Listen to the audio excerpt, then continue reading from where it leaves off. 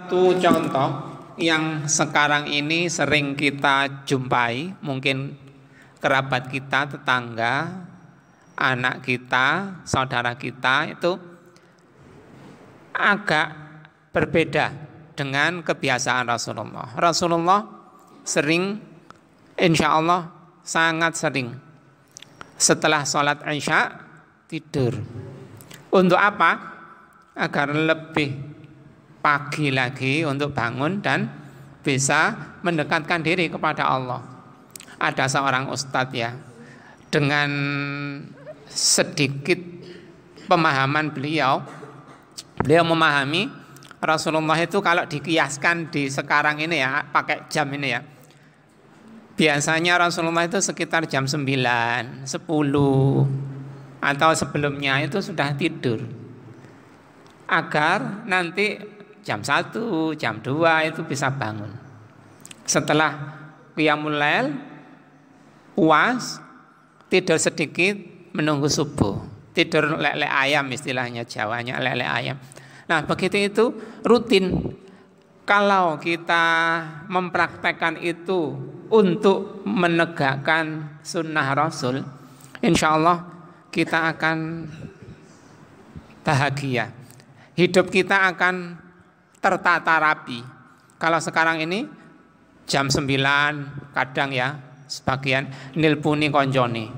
Kenapa nggak mah menengai? Gak apa-apa, rinyo dijak ngobrol sampai jam 1. Ya sekedar ngobrol. Kalau memang kerja di pabrik itu ya, kan ada 3 shift ya. Ya mungkin agak bisa dimaklumi lah. Kerja nggak tidur itu bisa dimaklumi. Kalau sekedar ngobrol, ngalor ngidul, guyon aja begitu itu kan lebih baik menegakkan sunnah Rasul.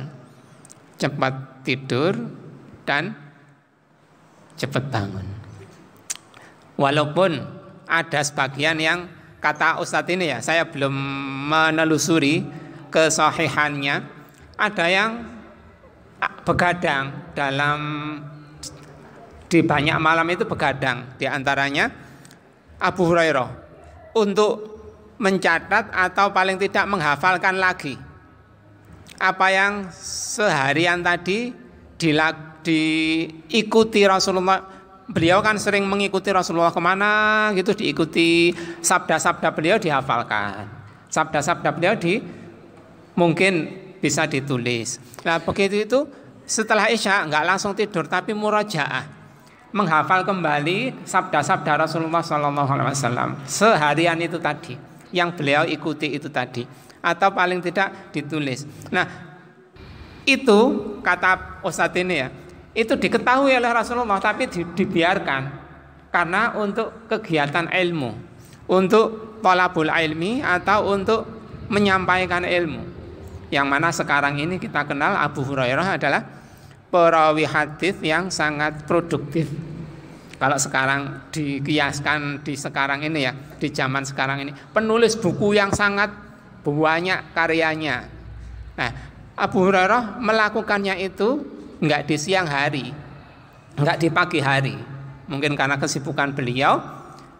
Kalau siang atau sore kan seringnya mengikuti Rasulullah, enggak sempat murajaah lagi, enggak sempat mencari ilmu lagi, maksudnya nggak sempat menulis ilmu lagi. Nah itu dilakukan begitu dan didiamkan oleh Rasulullah, nggak ditegur.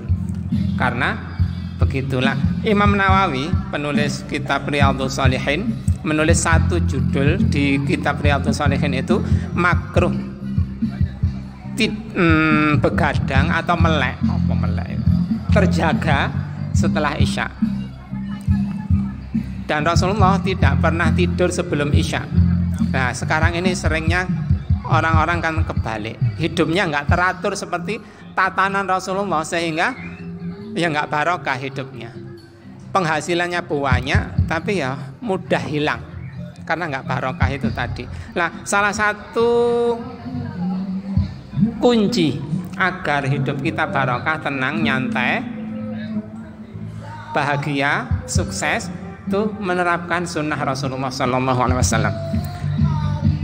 Di kitab Ibnu Katsir, kitab tafsir Ibnu Katsir dijelaskan di awal pembahasan surat Al-Kahfi disampaikan keutamaan surat Al-Kahfi.